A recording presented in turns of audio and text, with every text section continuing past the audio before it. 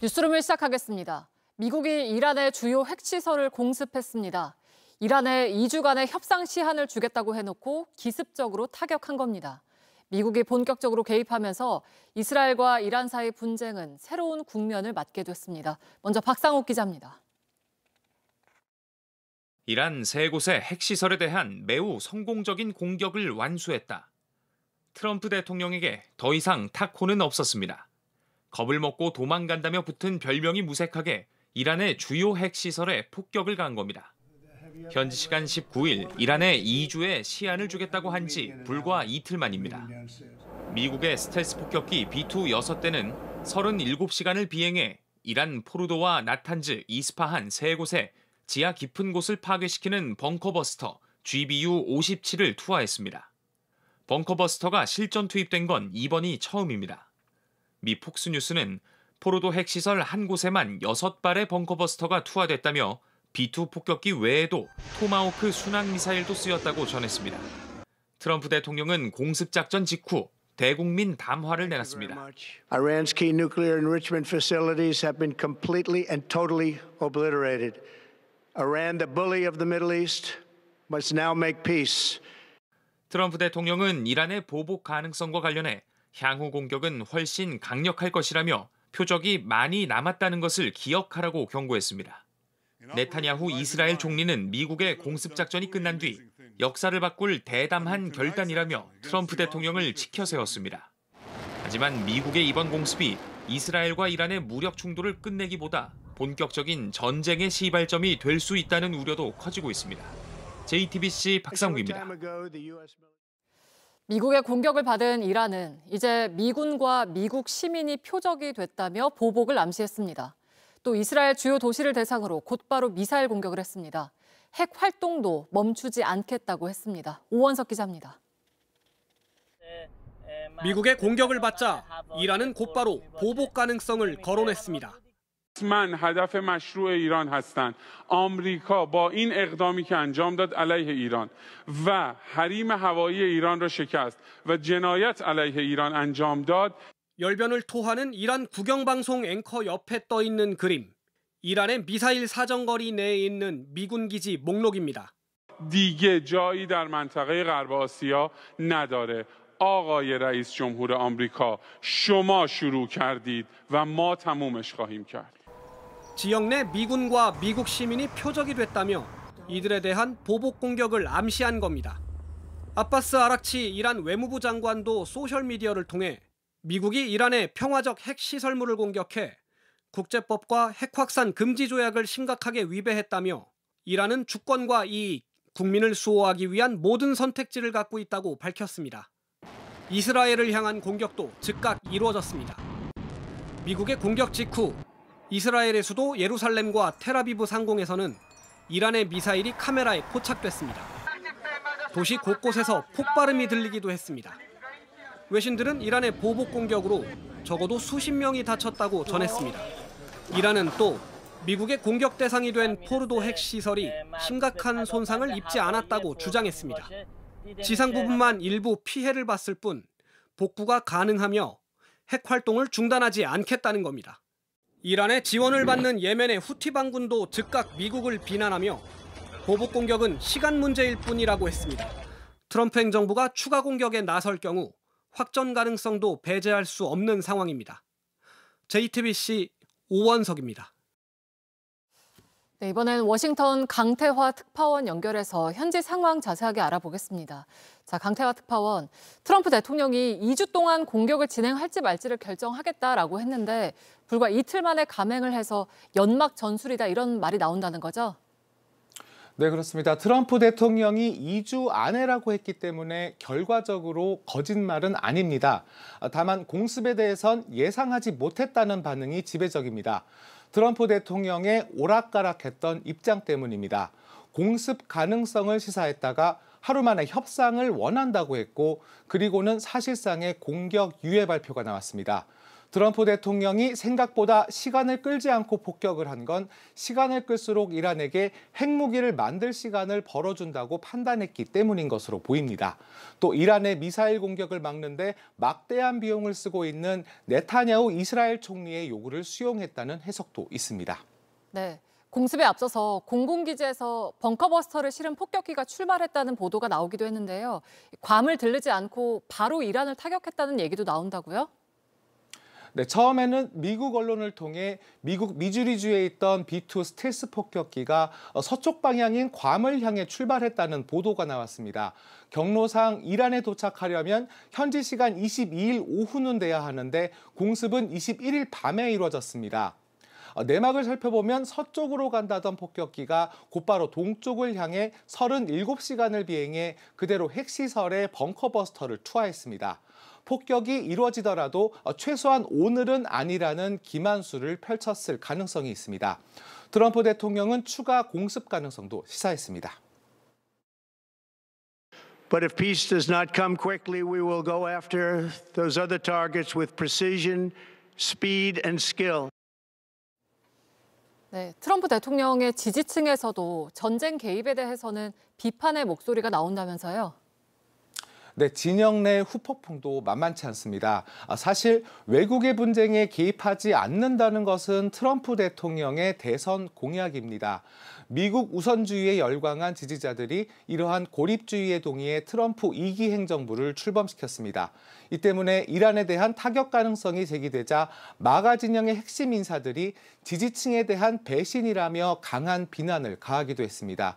또 야당인 민주당 역시 의회 승인 없이 진행된 전쟁 개입이 위헌이라고 주장하고 있고 일부 공화당 인사들도 동조하고 있어 정치적 논란이 벌어질 가능성도 있습니다. 지금까지 워싱턴에서 JTBC 강태화입니다. 네, 지금부터는 박현도 서강대 유로메나 연구소 교수 연결해서 이야기 나눠보겠습니다. 나와 계십니까? 네, 안녕하십니까? 네, 안녕하십니까? 대선 때 외국 전쟁에 개입하지 않겠다고 공약을 했던 트럼프 대통령이 입장을 바꿔서 이렇게 중동 분쟁에 개입한 배경을 좀 뭐라고 보세요? 아마도 지속적으로 네타냐후 이스라엘 총리의 설득이 있었던 것 같고요.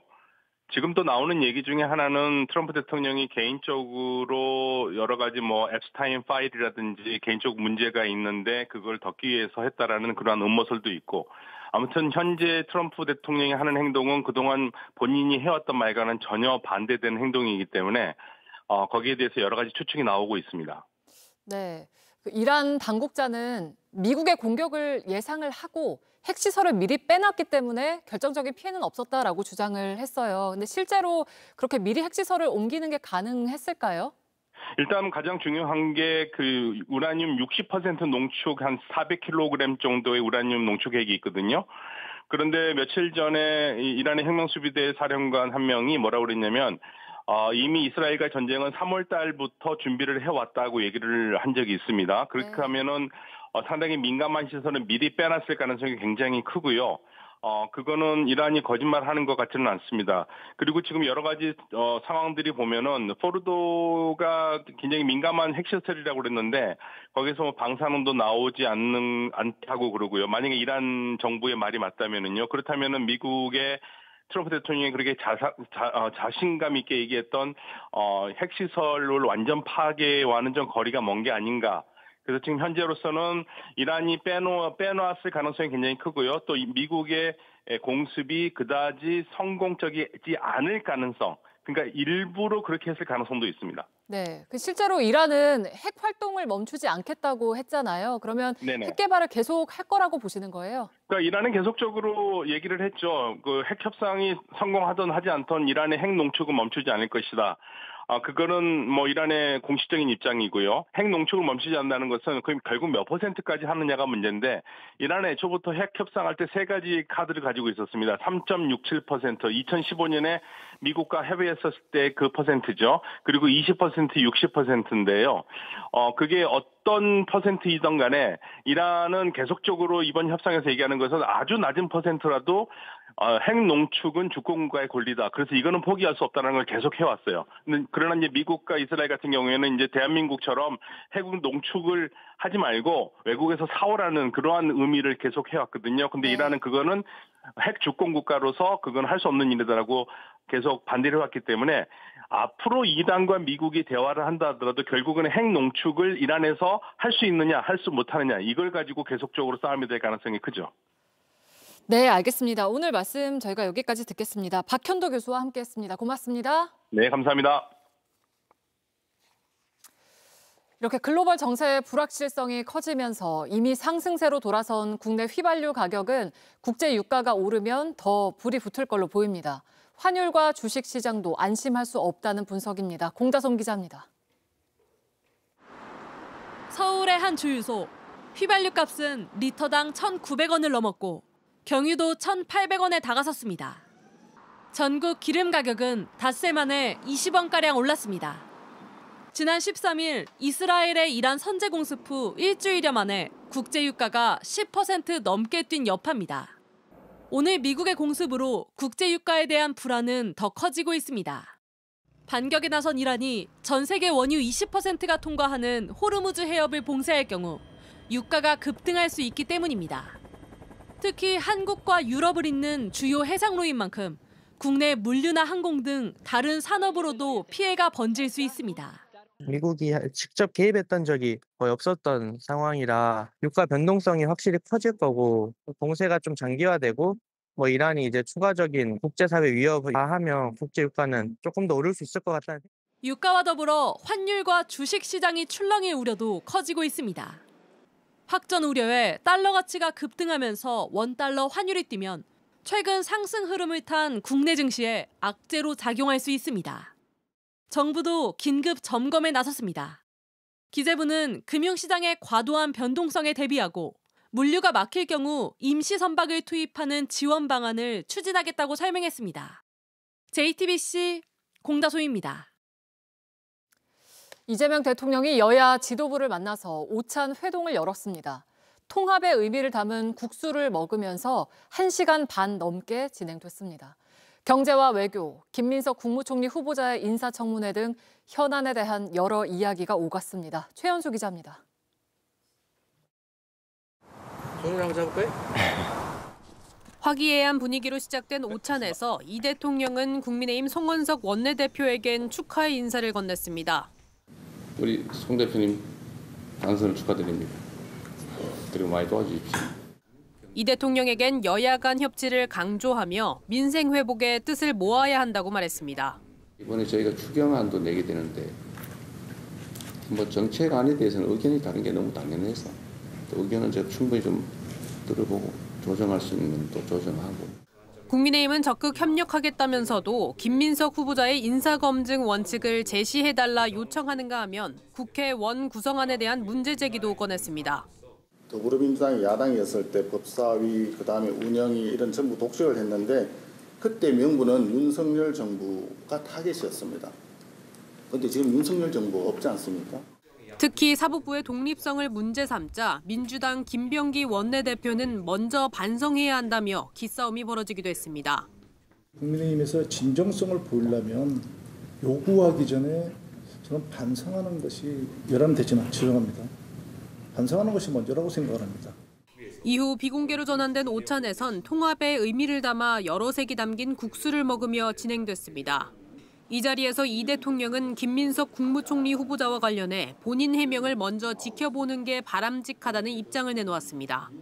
앞으로 여야 협치를 위해 여야 지도부 회동을 자주 갖겠다는 계획도 밝혔습니다. JTBC 최현수입니다. 네, 보신 것처럼 오찬 자리에서도 김민석 총리 후보자를 놓고 은근한 신경전이 있었는데요. 오늘 국회에서도 종일 여야가 공방을 벌였습니다. 국회로 가보겠습니다. 자, 하예빈 기자, 먼저 오찬 자리에서 김 후보자 인준을 놓고 여야가 구체적으로 어떤 얘기들을 했습니까? 네, 오늘 오찬에 참석한 송원석 국민의힘 원내대표는 통합을 위한 야당의 조언이라면서 김민석 총리 후보자를 언급했습니다.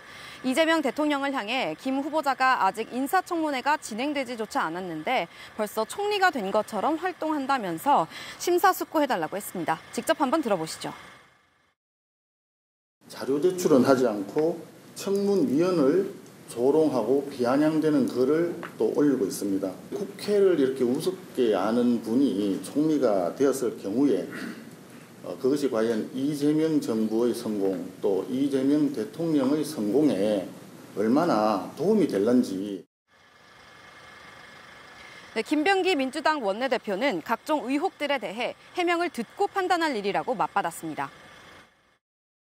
모든 걸 다 들어보시고 판단하셔야 된다. 그러니까 청문회가 열리기도 전에 이거를 저희가 어떤 사실로 비정을 한다는 것은 매우 부적절하다. 이렇게 생각이 듭니다. 네, 이 밖에도 국민의힘에서 추가로 요청한 내용들은 어떤 게 있었나요? 네, 김용태 국민의힘 비대위원장은 이재명 대통령에게 대통령 재임 전부터 진행 중이었던 재판은 임기가 끝나도 계속 받겠다고 약속해달라고 요청했습니다. 그러면서 대통령께서 공직선거법과 재판중지법 등 민주당의 대통령 재판 관련 입법 추진에 제동을 거신 것은 다행이라고 생각한다고 덧붙였습니다. 김 위원장은 이런 사법부 독립 문제를 포함해 정부가 추진 중인 추경안과 또 인사 문제에 대해서도 여야가 합의하는 방안을 검토해달라고 말했습니다. 네, 이런 요청들에 대해서 대통령이 입장을 밝힌 게 있습니까? 네, 오찬이 비공개로 전환된 이후에도 국민의힘은 재차 김 후보자 관련 입장을 전달했습니다. 이 대통령은 청문회를 지켜보겠다는 답변으로 가름했습니다. 이 밖에 법사위원장을 국민의힘에서 맡아야 한다는 등 야당의 주장을 두루 전달을 했는데요. 긍정적인 답변을 받지는 못했다고 했습니다. 네, 민주당은 오늘 회동을 어떻게 평가했나요? 네, 민주당은 오늘 회동에 대해 시작이 반이라면서 긍정적으로 평가했습니다. 그러면서 앞으로 더 자주 소통하겠다고 했는데요. 그러면서도 원고성과 관련된 국민의힘 측 주장에 대해서는 이미 논의가 끝난 사항이라는 기존 입장을 되풀이했습니다. 김민석 총리 후보자에 대해서도 야당의 협조를 요청한다면서 과거 한덕수 총리 후보자의 사례를 들었습니다. 민주당이 대승적으로 협조했었다는 점을 강조했습니다. 지금까지 국회에서 JTBC 하이빈입니다. 네, 방금 들어온 소식입니다. 북대서양 조약기구 나토 정상회의 참석을 적극 검토해왔던 이재명 대통령이 고민 끝에 불참하기로 했습니다. 대통령실 취재기자 연결해서 자세한 소식 들어보겠습니다. 자, 유선희 기자, 이 나토 정상회의 불참이 방금 결정이 된 거죠? 네, 위성락 국가안보실장 명의의 입장문이 방금 전에 나왔습니다. 정부는 대통령 취임 직후에 산적한 국정 현안에도 이재명 대통령의 나토 정상회의 참석을 적극 검토해 왔는데요. 하지만 여러 현안과 중동 정세로 인한 불확실성 등을 종합적으로 고려해서 이번에는 직접 참석하지는 않기로 했다는 겁니다.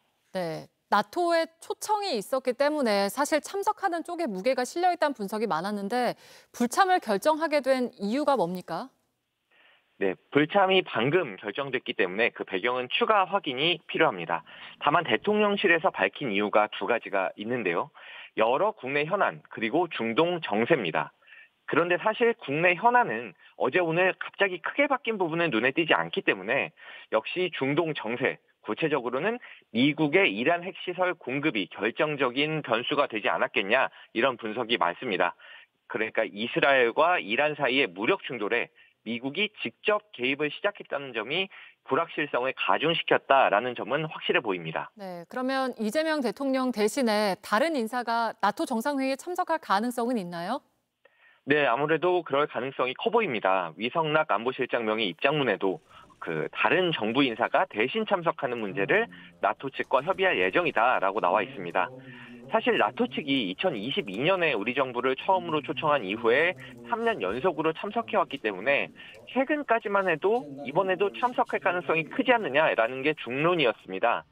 당장 하루 앞을 내다보기 어려울 정도로 이렇게 급변하는 중동 정세를 고려해서 이번에는 이재명 대통령이 직접 가지는 않기로 했지만 어떤 나토 측과의 관계 등을 고려한다면 위성락 국가안보실장 또는 그에 준하는 인사가 대신 참석해서 양해를 구하고 또 우리 상황을 설명하는 조치를 나토 측과 협의할 가능성이 커 보입니다. 지금까지 용산 대통령실에서 JTBC 유선입니다. 정부 부처들로부터 일주일 동안 업무 보고를 받아온 국정기획위원회가 기자간담회를 열었습니다. 갑질이다, 부처 기강 잡기다라는 야당의 비판에 대해서는 그런 지적을 할 자격이 있냐고 반박했고 또 각 부처들의 보고가 어떻게 부실했는지 이야기했습니다. 박사라 기자입니다. 이한주 국정기획위원장은 지난주 정부 부처들의 업무 보고에 대해 전반적으로 실망스러웠다고 평가했습니다. 국정 철학에 대한 이해가 다소 부족한 감이 있었고 대통령님의 공약사항을 정책에 반영하는 데 부족한 점이 있었습니다. 잇따른 업무 보고 중단을 두고 국민의힘에서 갑질과 적폐몰이라고 비판하는 데 대해선 단순한 질책이 아니라고 반박했습니다. 이 국정의 실패와 내란의 계엄 이후에 국가를 정상적으로 만들기 위한 국정개혁의 노력을 그렇게 정치로 매도했어야 되겠습니까? 되려 기획재정부를 비롯한 각 부처들의 업무 보고가 어떻게 부실했는지 구체적으로 짚었습니다. 경제가 이렇게 나빠졌고 민생이 파탄 지경까지 왔는데 그거에 대한 어떠한 정책적인 평가도 없는 거예요. 그 평가가 없으니까 새로운 정책 제안을 할 수 있는 출발점이 모호해지는 거죠. 업무 보고 중단 사태가 일었던 검찰은 수사 기소 분리 방안이 통째로 누락됐고 제 식구 감싸기라는 비판을 받아온 검사징계법에 대한 개선 방안도 없었다고 했습니다. 해양수산부의 경우 부산 이전 공약이, 방송통신위원회는 공약 이행 계획이 각각 부실했다고 지적했습니다.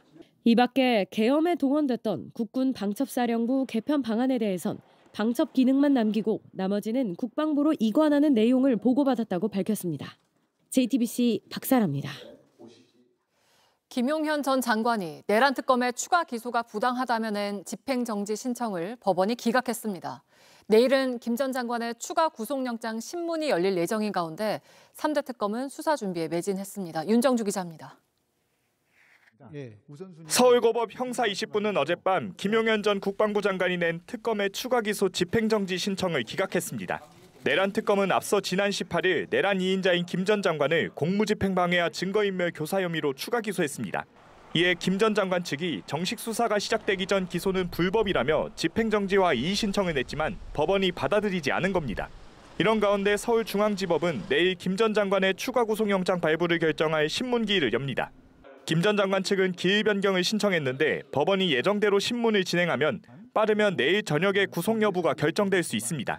내일은 윤석열 전 대통령 내란 재판도 있는데 박옥수 특검보를 포함한 특검팀이 직접 재판에 들어가 공소를 유지할 계획입니다. 3대 특검 중 내란 특검이 가장 먼저 수사를 시작한 가운데 김건희 특검과 최상병 특검도 주말인 오늘 수사 준비를 이어갔습니다. 어떻게 배치할지 곧 공사를 시작해야 되기 때문에 그 부분에 관해서 내부 논의를 진행할 예정입니다. 김건희 특검은 4명의 특검부와 파견 부장검사들에 대한 업무 분담도 어느 정도 완료한 것으로 파악됐습니다. 오는 1일까지 인력과 사무실 준비를 마친 뒤 본격 수사에 착수할 계획입니다. 최혜병 순직 사건을 맡은 이명현 특검은 윤석열 전 대통령을 원칙대로 소환 조사할 것이라며 수사 마지막에 부를 것이라고 밝혔습니다. JTBC 윤정주입니다. 이틀 동안 폭우가 온 뒤 오늘은 날이 겠습니다. 하지만 전국 곳곳에서 고립되고 잠기고 무너지는 피해가 잇따랐습니다. 내일 밤 제주를 시작으로 화요일 남부지방에는 다시 비가 올 거란 예보입니다. 윤두열 기자입니다. 계곡 건너에 사람이 갇혔습니다. 구조대원이 출동해 줄을 연결합니다. 이걸 붙잡고 계곡을 건넙니다. 어제 오후 경북 문경 신선 안봉을 올랐던 등산객 3명이 불어난 계곡물에 고립됐다 구조됐습니다. 원래는 거기가 건너갈 수가 있는 구간인데 비가 좀 오다 보니까 물살도 세지고 이러니까 건너가기에는 물 깊이도 좀 깊고 이래서. 성곽 가운데 방수천이 쌓여 있습니다. 아래엔 출입금지 띠가 둘러져 있습니다. 어제 오후 전북 고창에 있는 사적 145호 고창 읍성 일부가 폭우에 무너졌습니다. 순찰 도는 도중에 이제 무너진 거를 발견을 한 거거든요. 위에부터 아래로 이렇게 무너졌습니다. 콩을 심어놓은 논이 완전히 물에 잠겼습니다. 쏟아진 비에 전북에서만 축구장 2,000개에 달하는 논이 침수됐습니다. 올해는 첫 장마부터 혹독했습니다. 충남 청양에 194mm 비가 내리는 등 100에서 200mm 가까운 비가 쏟아졌습니다. 세종과 전북 정읍, 전남 영광 등에선 6월 1강수량 최고치를 기록했습니다. 많은 비에 옹벽이 붕괴되고 건물이 물에 잠기거나 비닐하우스가 무너지는 등의 피해가 잇따랐습니다. 불어난 물에 고립돼 모두 29명이 구조되는 등 소방에서 859건 출동해 안전조치를 했습니다. 주민 166명이 집을 나와 대피하기도 했지만 인명피해는 발생하지 않았습니다. 비가 그친 오늘은 전국적으로 화창했지만 내일 밤 제주를 시작으로 화요일엔 남부지방에 다시 비가 옵니다. 또 금요일부턴 전국적으로 다시 장맛비가 내릴 것으로 예보됐습니다. JTBC 윤두열입니다. 어젯밤 인천을 출발해 일본 도쿄로 향하던 아시아나 항공 여객기가 엔진 이상으로 1시간 만에 회항했습니다. 또 오늘 새벽 경기 시흥에서는 경찰과 추격전을 벌이던 50대 음주운전자가 금은빵을 들이받았습니다. 사건 사고 소식 양빈현 기자입니다. 비행 중이던 여객기 뒤편에서 검은 연기가 피어오릅니다. 어제 저녁 6시 50분쯤 인천에서 일본 도쿄로 향하던 아시아나 항공 여객기가 엔진 이상으로 회항했습니다. 갑자기 왼쪽 좌측 그 엔진 룸에서 뻥 하는 소리가 불꽃이 확 나더라고요. 연기를 계속 내면서 좌측으로 살짝 틀더라고요. 기내에는 안내방송이 나왔고 여객기는 출발 1시간 만에 인천공항으로 되돌아왔습니다. 여객기엔 263명이 타고 있었는데 다행히 부상자는 없었습니다. 승객들은 오늘 새벽 4시 30분 대체 항공편을 타고 다시 도쿄로 출발했습니다. 아시아나 항공 측은 정확한 사고 원인을 조사 중입니다. 사고가 아닌 기체 결함으로 인한 회항이기 때문에 당사 내부 조사팀과 정비팀에서 원인 조사 중에 있습니다. 금은방 앞 검은색 차량 한 대가 출입문 셔터를 들이받고 멈춰 섰습니다. 오늘 오전 12시 40분쯤 경기 시흥에서 50대 남성 A씨가 음주운전을 하다 금은빵을 들이받았습니다. A씨의 혈중 알코올 농도는 면허 정지 수준이었습니다. 경찰은 A씨를 음주운전 혐의로 입건했습니다. 주택 안이 붉은 불길에 휩싸였습니다. 오늘 오전 4시 15분쯤 전북 군산의 한 단독주택에서 불이 났습니다. 불은 50분 만에 꺼졌지만 집안에서 50대 남성이 숨진 채 발견됐습니다. 경찰과 소방은 정확한 화재 원인을 조사하고 있습니다. 시커먼 연기가 하늘을 뒤덮고 건물 내부는 온통 그을음으로 가득합니다. 오늘 오후 1시 40분쯤 경기 안산의 한 공장에서 일어난 화재 현장입니다. 불은 약 30분 만에 진화됐고 다친 사람은 없었습니다. JTBC 양빈현입니다. 한일 7광구 개발협정 만료 시한이 3년 앞으로 다가온 가운데 오늘부터 두 나라가 협정 종료를 통보할 수 있게 됐습니다. 1978년 박정희 정부 때만 하더라도 이 협정은 단독 개발이 어려운 우리나라에 유리했습니다. 다만 대륙붕에 대한 국제 협약이 바뀌면서 일본 측 구역이 크게 늘자 일본은 연구 조사를 중단했고 7광구 개발은 진척되지 않았습니다. 요미우리 신문은 일본 정부가 한미일 안보협력 측면과 또 한일 국교 정상화 60주년이란 점을 감안해서 협정 종료 통보는 보류하기로 했다면서 한국 정부의 외교 정책을 지켜보며 협정의 향방을 검토할 예정이라고 보도했습니다. 민주주의는 관용과 자제입니다. 관용이라 함은 경쟁하는 정당을 인정하는 겁니다. 자제라 함은 권력 행사에 신중함을 잃지 않는 것입니다. 문형배 전 헌법재판소 권한대행이 오늘 서울국제도서전 마지막 날 행사에 참석했습니다. 김장하 선생의 장학생으로도 알려진 문 전 권한대행은 변방에서 삶을 개척한 김장하 선생처럼 지역 다양성을 존중하는 사회가 됐으면 좋겠다는 바람도 전했습니다.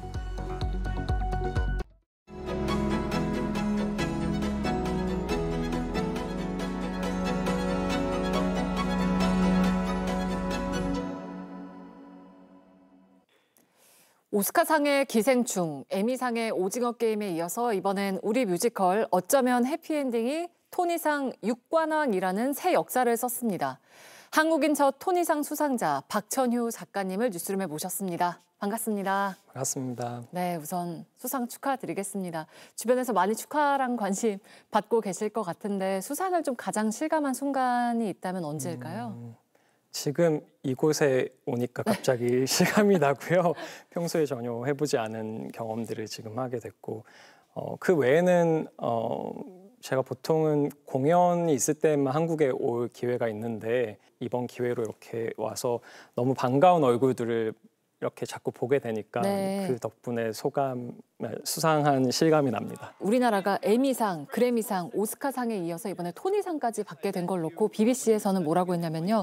이 상들의 앞글자를 따서 한국이 에고트의 지위를 얻었다라고 평을 하기도 했고 또 오징어 게임의 황동혁 감독 같은 경우에는 토니상을 가장 나중에 받나 생각을 했는데 정말 뿌듯하다 이렇게 이야기를 했더라고요. 네네. 이런 반응들은 좀 어떻게 보고 계실까요? 사실 저도 그 황동혁 감독님과 같은 생각을 했어요. 영화는 자막이 있기 때문에 네. 다른 나라의 언어로 된 영화도 사실 쉽게 전파가 될 수 있는데 그에 비해 공연은 무조건 그 나라의 실정과 문화와 언어에 맞춰야 되는 거기 때문에 좀 더 오래 걸리지 않을까 했는데 저도 이번에 이렇게 좋은 기회가 생각보다 빨리 와서 무척 영광스럽게 생각하고 있습니다. 이번에 어쩌면 해피엔딩은 작년에 브로드웨이에 진출해서 어떻게 보면 1년도 안 돼서 성과를 거둔 셈이라고 볼 수가 있는데 개막 초기에는 흥행이 좀 부진했다면서요? 네, 개막 초기에는 일주일당 저희가 손익분기를 넘겨야지만 브로드웨이는 공연이 계속 유지가 되거든요. 네. 만약에 단 몇 주라도 손익분기를 못 넘기면 바로 극장주 측에서 나가라고 하는 되게 살벌한 시장이에요. 근데 개막 초에는 사실 손익분기 30%도 저희가 못 넘겼었어요. 근데 그랬다가 지금 1년도 안 돼서 이런 성과를 거둔 거는 어떤 이유가 있을까요? 일단은 현지 관객분들의 전폭적인 지지가 굉장히 컸고요. 입소문이라고 하는 네. 만한 그런 것들 그리고 거기에 평론가분들이 브로드웨이에서 새로운 시도를 한 것에 높게 사주시고 이 공연은 우리가 폐막을 하게 놔두면 안 된다라고 되게 일제히 좋은 평론을 써주셨어요. 네. 그게 제 생각에는 가장 큰 도움이었던 것 같아요. 그만큼 작품성 자체가 이제 전제가 되다 보니까 그런 사랑을 받지 않았나 싶은데 인간에게 버려진 로봇들이 사랑에 빠지면서 벌어지는 이야기를 담고 있다고 하는데 스토리 면에서는 좀 어떤 점이 통했다고 보세요? 작가님이 생각하시기에. 사실 기술이 고도로 발전할수록 우리가 인간 대 인간의 어떤 교류보다는 핸드폰을 통해서 세상을 보는 거에 익숙해지고 점점 시니컬해지잖아요. 네. 근데 사실 그 이면에는 우리가 이렇게 인간적인 교류를 하고 싶은 인간성에 대한 갈망이 있다고 생각을 해요. 로봇들인데 인간보다 순수한 인간성을 가지고 있는 로봇들을 주인공으로 하면서 지금 우리가 놓치고 있는 것들에 대한 리마인드 그게 아마 통하지 않았을까라고 감히 생각을 해봅니다. 네, 이번에 이제 토니상을 수상한 윌 에런슨 작곡가하고는 윌휴 콤비라고 불릴 정도로 오랫동안 잘 이제 협업을 해오신 관계로 알고 있어요. 근데 두 분이 작업할 때는 엄청 많이 싸우신다고 하는데 이게 또 도움이 되는 면이 있다고요?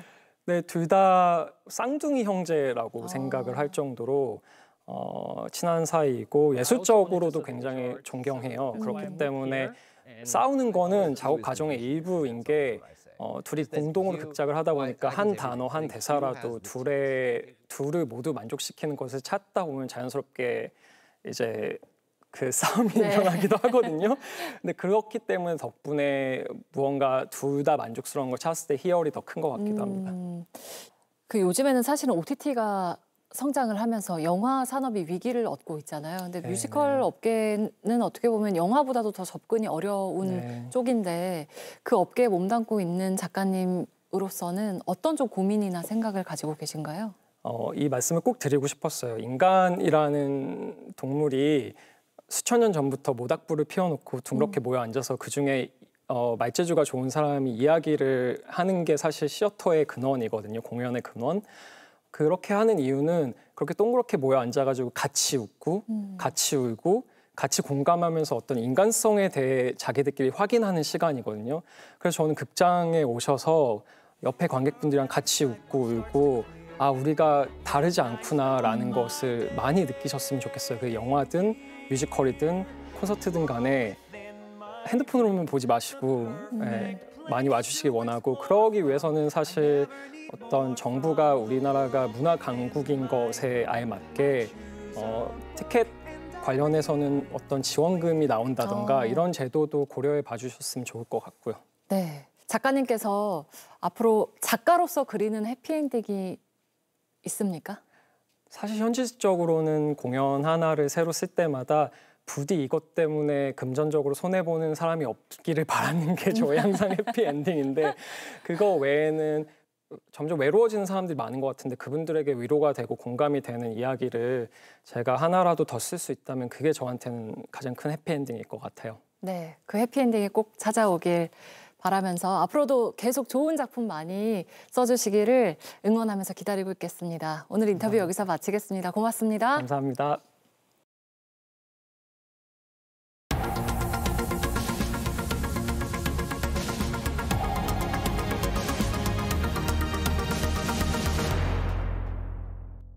네, 뉴스룸 마치겠습니다. 고맙습니다.